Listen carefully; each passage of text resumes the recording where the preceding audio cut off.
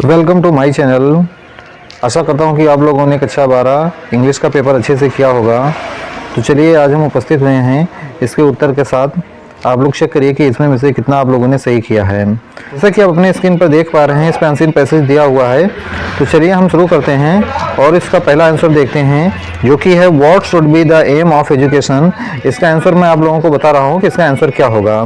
तो इसका आंसर अगर आप ध्यान से पैसेज को पढ़े होंगे तो देख पा रहे होंगे, The aim of education is merely to give knowledge। ये आपका फर्स्ट आंसर हो जाएगा। यहाँ से यहाँ तक है। अगर आप इतना लिखे होंगे तो आपको इसमें में से पूरे के पूरे 3 नंबर मिल जाएंगे। चलिए अगर हम सेकंड क्वेश्चन की बात करें तो सेकंड क्वेश्चन है bread is more important than anything, do you agree, if not why. इसको हम लिख सकते थे, इसमें लिखा था द ब्रेड, यहाँ से शुरू है, the bread is more important than anything else. लेकिन इसमें पूछा है कि डू यू एग्री। अगर आप एग्री करते हैं तो इसको लिख सकते थे, अगर आप एग्री नहीं करते हैं इफ यू नॉट वाई फिर लिखना था हमें कि क्यों नहीं। क्योंकि इसमें अगर हम लिख सकते हैं बिकॉज, यदि हम एग्री नहीं करते हैं तो हम लिख सकते हैं क्योंकि इसमें आगे लिखा हुआ है द एजुकेशन। इसमें आगे ध्यान से देखिए तो लिखा हुआ है कि bread is more important than anything still other believe that. यहाँ से एजुकेशन जो लिखा हुआ है, एजुकेशन से हम लिख सकते थे, एजुकेशन से लेकर इसको पूरा हम जो है यहाँ से लेकर और यहाँ पेट्रोल तक लिख सकते थे। ये आपका हो जाता सेकंड आंसर। थर्ड आंसर की अगर हम बात करें तो what type of man should be produce by education. तो इसमें भी आपका नीचे ही उसी पैराग्राफ में नीचे लिखा हुआ है, इसका पूरा यहीं से आंसर लिख देते कि what type of man should be produce by education. तो यहाँ से नीचे वाली लाइन को लिखिए, ये लिखा हुआ है, ये आपका हो जाता मिल जाता है। या फिर इसमें पेट्रोल लिख सकते थे। ये आपका आंसर यहाँ से हो जाता है। इसको चेक करने के बाद में हम अपने जो है नेक्स्ट क्वेश्चन पे आते हैं, जो आपकी नेक्स्ट स्लाइड में है। इसमें अगर हम बात करें तो इसमें आपको 2 क्वेश्चन मिल जाते हैं। एक आपका दिया हुआ इंडिपेंडेंस, इसका हमें बताना था, इंडिपेंडेंस की मीनिंग बतानी थी। जो पैसेज में सेम मीनिंग दी हो तो इंडिपेंडेंस का हो जाएगा इसमें आपका फ्रीडम। इसमें आपको क्या मिल जाता, फ्रीडम। इसमें फ्रीडम, आप इंडिपेंडेंस का हो जाता फ्रीडम। एम का हो जाता है इसमें आपका दिया है पर्पज, PURPOSE, पर्पज हो जाता। और बिलीव का हो जाता बिलीव्स। इसका बिलीव का पूछा था हमसे नाउन, तो इसका हो जाएगा बिलीफ। इसका हो जाता बिलीफ हो जाता। तो इन तीनों का आंसर हो जाता। इसमें भी आपको 1-1 नंबर किए थे और आपको पूरे नंबर यहाँ से मिल जाते हैं। इसके बाद में अगर हम आगे बढ़ें, आगे बात करें तो इसको हम देख सकते हैं। चलिए अगर हम आगे बात करें नेक्स्ट स्लाइड में तो इसमें हमको मिल जाता है, ग्रामर सेक्शन में आ जाते हैं। इसमें आपका एसे था, एसे तो आप कर ही लिए होंगे। इंपॉर्टेंट इजी आया था, इसमें भी कई बार पूछा गया था। इलेक्ट्रिसिटी वाले पे इस पर भी लिख लिए होंगे, सप्लाई वाला है और या ऊपर वाला है, कोई भी होगा, इसमें आप आसानी से कर सकते थे। अगर हम बात करें ग्रामर की तो इसमें हम पहला क्वेश्चन देखते हैं, a person who does not believe in the existence of God. एक पर्सन जो बिलीव करता हो कि भगवान नहीं होते हैं। तो इसका उत्तर क्या हो जाएगा वो मैं आपको बता रहा हूँ। इसका हो जाएगा, जो इसमें आप लोगों ने पढ़ा होगा तो इसका ऑप्शन हो जाएगा atheist. The phrase hold good means का मतलब होता है लागू करना, और लागू करना की एग्जैक्ट मीनिंग होती है इफेक्टिव। इसके बाद में सिनोनिम्स ऑफ डेस्टिनी होता है, डेस्टिनी मतलब भाग, किस्मत, जो भी कह लो वो होता है। इसका हो जाएगा fortune. No sooner had he come here when his father talk to him. इसका आंसर आपका हो जाएगा नो सोनर के साथ में हमेशा देन का प्रयोग होता है, ना कि व्हेन का प्रयोग होता है, इसलिए यहाँ पे मिस्टेक है व्हेन में, इसलिए इसका जगह पर हो जाएगा देन। इसके बाद में अगर हम बात करें नेक्स्ट की तो इसमें आपका आ जाता है, एंटोनिम बताना था पेट्रियट। पेट्रियट का मतलब होता है देशभक्त, और ट्रेटर का मतलब हो जाएगा देशद्रोही। तो ये आपका यहाँ से हो जाएगा। इतना करने के बाद में हम लोग आगे बढ़ते हैं और देखते हैं नेक्स्ट क्वेश्चन में कि हमारा क्या आ जाता है। इसके बाद में हमारा नेक्स्ट क्वेश्चन आता है जो आपकी डायरेक्ट इनडायरेक्ट से संबंधित है। इसको हम बनाएंगे और इसको हम देखेंगे कि इसमें हमने क्या बनाया और क्या सही होगा। तो चलिए, जैसा पहला सेंटेंस लिखा है, she said to us let us have some music. इसको हम बनाएं तो ये जैसा कि हम देख पा रहे हैं, लेट अस से शुरू हुआ इंपेरेटिव सेंटेंस है, और लेट अस आने पर जो सेड या सेड टू होता है हमारा, वो प्रपोज्ड में चेंज हो जाता है। किस में चेंज हो जाएगा? प्रपोज्ड में। तो प्रपोज्ड हो जाता, यानी इसकी अगर हम बात करें तो इसमें होता क्या, सी। इसको हम बना के बता रहे हैं आप लोगों को कि इसका बनेगा क्या। अगर अपना जो बनाए होंगे उसको अगर माइंड में होगा तो उसको चेक कर लेंगे, क्या हो जाएगा। सी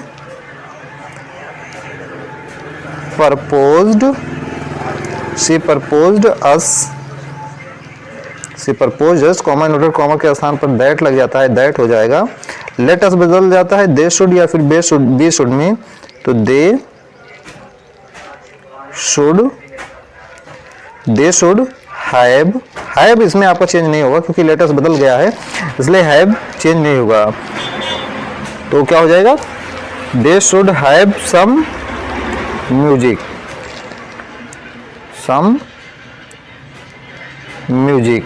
ये आपका इसका इनडायरेक्ट बन जाता। शी प्रपोज्ड अस, अगर हम इसकी बात करें तो क्या बन जाता, she proposed us that they should have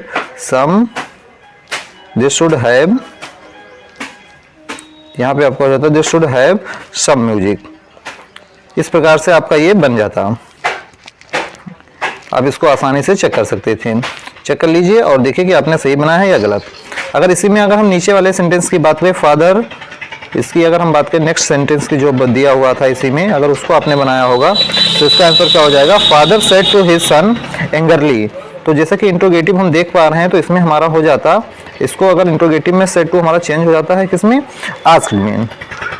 तो क्या अगर इसको हम बनाते तो क्या बनता, इसको हम आपको बता रहे हैं। Father asked his son angrily. Comma inverted comma के स्थान पर आपका वाई प्रयोग होता जो कि कंजक्शन है, वाई का वाई हो जाता। यू था, यू बदलेगा सन से तो क्या हो जाता, ही। हैव बदलेगा तो आपका हो जाएगा हैड। डिस्टर्ब का डिस्टर्ब हो जाएगा, डिस्टर्ब्ड हो जाता, डिस्टर्ब्ड हो गया। मी बदलेगा फादर से तो क्या बदल जाएगा, हिम। इन माई बदलेगा फादर से तो हो जाएगा हिज। स्लीप, ये आपका हाफ बन गया, यानी इतना पार्ट आपका इंट्रोगेटिव था तो इतना आपका बन गया इंट्रोगेटिव में। इसके बाद में इसी में आगे दिया हुआ है leave the room at once and do not come here again. और आगे उसके पिताजी ने फिर कुछ कहा, तो जो कहा, जब दो सेंटेंस दिए होते हैं तो उनको हम जोड़ते हैं एंड से। तो इसमें आगे हमारा हो जाता है and his father ordered him to leave the room at once। ये हो जाएगा एंड डू नॉट, और फिर लिखा हुआ है एंड डू नॉट बदल जाएगा डिड नॉट कम हियर का देयर हो जाएगा और अगेन का अगेन हो जाएगा। इस प्रकार से ये आपका पूरा बन जाता। इसमें इतना ही करना था। इसके बाद में अगले क्वेश्चन की अगर हम बात करें तो हमें कॉम्प्लेक्स बनाना था, जैसे कि आप अपने स्क्रीन पर देख पा रहे होंगे। माई mother keeps her ornaments in a safe, this is the safe. तो इसको अगर हमें बनाना होता तो इसमें आपको पता होगा कॉम्प्लेक्स सेंटेंस में अधिकतर बाद वाला सेंटेंस पहले लिखा जाता है, पहला वाला सेंटेंस बाद में लिखा जाता है। तो इसको अगर हम बनाते तो किससे बनाते, this is the safe where my mother keeps her ornaments, where ornaments. और इसमें इन आ सेफ जो है वो हट जाता। क्यों हट जाता, क्योंकि ये एक बार हम यूज कर चुके हैं तो इसलिए ये यहाँ से हट जाता। इसके बाद में अगर हम बात करें नेक्स्ट सेकंड सेंटेंस जो आया था उसको भी हमें कॉम्प्लेक्स बनाना था। इसमें भी हमारा बन जाता। इसमें हमें करना ये था कि जो सेंटेंस था हमारा आगे वाला वो ऐसे ही लिखा रहता, a healthy man came to me yesterday, और ही वॉज की जगह पर हमें कर देना था हु। अगर आप लोगों ने हु किया होगा तो ये सही हो जाएगा। A very healthy man came to me who was blind. इस प्रकार से ये भी आपका हो जाता। इसके बाद में अगर हम आगे बढ़े तो हमारा आ गया था एक्टिव वॉइस में बनाना था। एक्टिव वॉइस में बनाना था तो इसमें हमें क्या बनता, अगर हम जानते हैं कि लास्ट वाला वर्ड हमारा पहले आ जाता है तो इसका बनता the principal appointed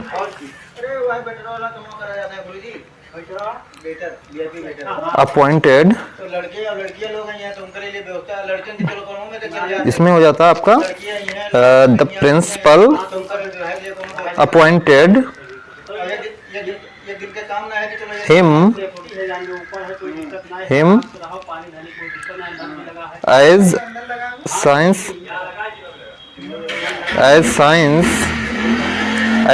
teacher, as science teacher. तो ये हो जाता पूरा, इसमें आपका बन जाता है इस प्रकार से ये सेंटेंस। इसके बाद में अगर हम दूसरे सेंटेंस की बात करें, नेगेटिव बनाना था, तो नेगेटिव सबसे आसान था। इसमें आपको रिमूव टू वाला फॉर्मूला अप्लाई कर देना था। यानी क्या हो जाता, she is so fat, she is so fat that she can not run fast. ये आपका बन जाता, कैन नॉट रन है, फास्ट नहीं है, तो इसको आप फास्ट से कोई मतलब नहीं है, यहाँ पे हो जाता। इसके बाद में है he treated me as if I were a king. इसमें क्या है, अगर कंडीशनल सेंटेंस होते हैं तो कंडीशनल सेंटेंस में आई के साथ वॉज का प्रयोग ना करके आई के साथ हम वर का प्रयोग करते हैं। तो यहाँ पे मिस्टेक था वॉज वर में, यानी वॉज की जगह पर किसका प्रयोग होता, वर का प्रयोग होता। इसी प्रकार से अगर हम दूसरे सेंटेंस की बात करें, India is confident to beat Pakistan in cricket. इसमें आपका हो जाता, पता होगा आप लोगों को कि इसमें प्रीपोजिशन प्रयोग हुआ है टू, और टू के बाद में एनजी फॉर्म नहीं आता है। टू के बाद में वर्ब की हमेशा फर्स्ट फॉर्म का यूज होता है, इसलिए यहाँ पे टू बीट हो जाएगा बीटिंग की जगह पर, और आपका सेंटेंस करेक्ट हो जाएगा। इसके बाद में आगे हम बात करें, होमोफोन्स हमारे थे कैनवास और कैनवास था। तो जैसा कि हम बता रहे थे कि कैनवास का मतलब होगा CANVAS। कैनवास का मतलब होता है प्रचार करना, इसका मतलब होता है प्रचार करना। और दूसरे जो कैनवास लिखा है उसका मतलब होता है हमारा चित्र बनाना। जैसे कैनवास एक होता है, एक बोर्ड टाइप का बना होता है, उस पर हम जो है कलाकार आर्टिस्ट लोग उस पर चित्र बनाते हैं। तो ये आपका दोनों से सेंटेंस बनाना था। एक इसका आपका हो जाता, और दूसरा एक करियर होता है। करियर का मतलब होता है CARR। करियर का मतलब होता है भविष्य। इस करियर का मतलब होता है भविष्य या फ्यूचर कह लो, और इस करियर का मतलब जो साइकिल के पीछे लगा होता है वो करियर होता है।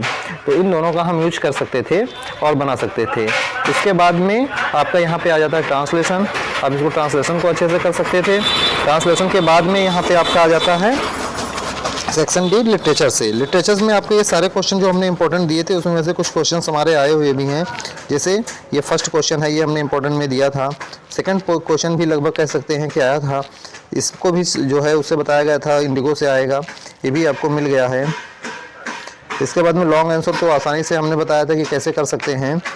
इसके बाद में आपका ये माई मदर एट 66, ये आप हमारे जो है पिछले वीडियो को चेक करिए, उसमें आपको ये मिल जाएगा। आई लुक्ड वाला मैंने दिया था, इसमें क्वेश्चंस भी हमने दिए हुए थे। आप इसको देख के कर सकते हैं वहाँ से कि जो है हमारा इंपॉर्टेंट बताया हुआ आया है या नहीं। आप यहाँ पे देखो तो मैंने तीनों सेंटर आइडिया बताया था, तीन के तीनों आपको यहाँ पे बोर्ड पे नज़र आ रहे हैं, ये आपको मिल जाएंगे। इसके बाद में अगर हम बात करें अपनी इंपॉर्टेंट क्वेश्चन सप्लीमेंट्री से, या जो शॉर्ट स्टोरी था उसमें हम बात करें तो हु वाज रिजल्ट हमारे उसमें मिल जाएगा, आप चेक कर सकते हैं। ये भी क्वेश्चन आपका मिल जाएगा, ये क्वेश्चन नहीं मिलेगा, लेकिन ये क्वेश्चन नीचे वाला आपका मिल जाएगा। इसके बाद में ये दोनों क्वेश्चन आपको मिल जाएंगे जो मैंने बताया था।